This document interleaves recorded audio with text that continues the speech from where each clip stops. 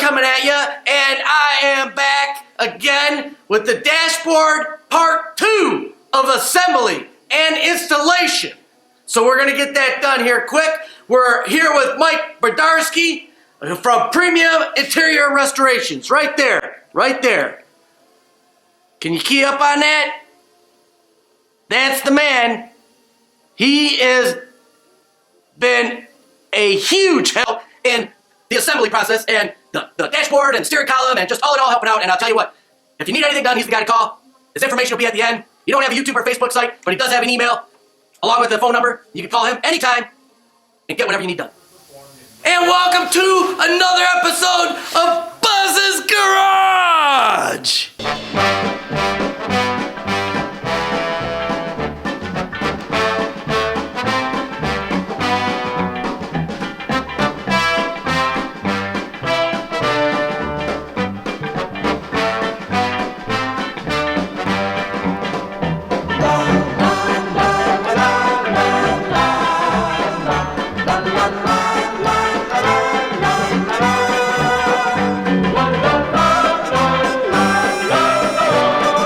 Well, we can see here that we are almost done in putting this assembly of this dashboard together. We had fabricated like before and shown you where we cut out this larger piece for this speaker to fit in. This is how it's gonna fit, that's how it's gonna look. And with the grate over there, it's gonna be sweet. Now, of course, we can see here, this is the before. With the heater box ran, of course, on these Mopars, and any car you want to make sure that the heater boxes are ran. Okay, you got all the cable systems here set and ready to hook up. All right, you got everything done here, and you watched the episode on heater core installation. You'll see that being put together, and of course, now we are ready for the dashboard to be finished up and installed, and we'll get you up on that. All right, and stay with us, and don't change that dial. What Mike's doing right now is getting the cluster done. Of course, we put the all the gauges cover on that you redone. So getting ready to install this, we got the 4 top screws that we need to put in. Get ready to put in before the dash goes on top. Fits in. Oh, tricky getting this dash in. The way we brought this dash in was we held it on both sides.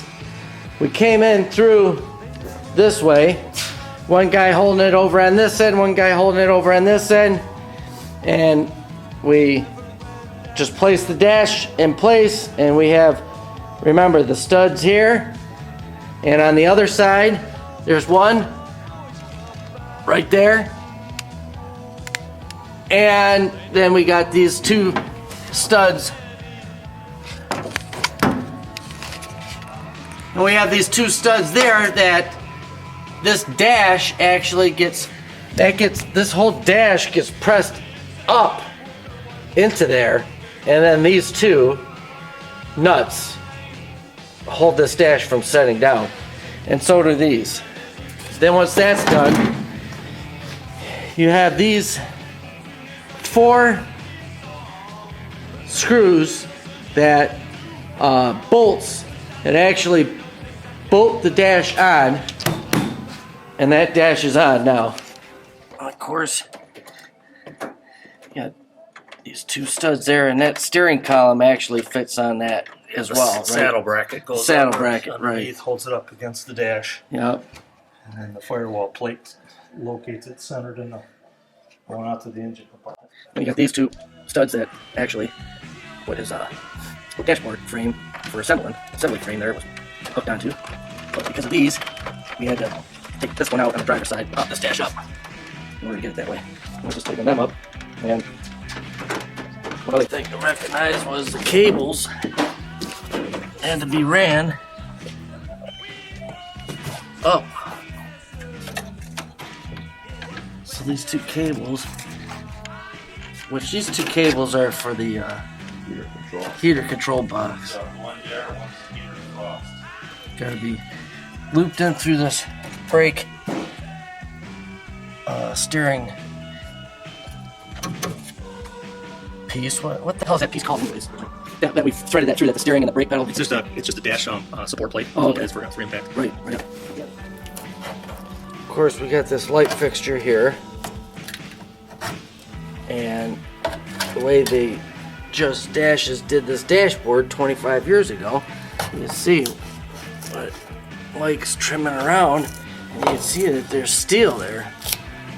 We tried cutting that out so these Pockets. light bulb Fit. pockets would fit, but they ain't fitting, so that fabrication has to be, so most likely it's gonna have to be cut with a die grinder.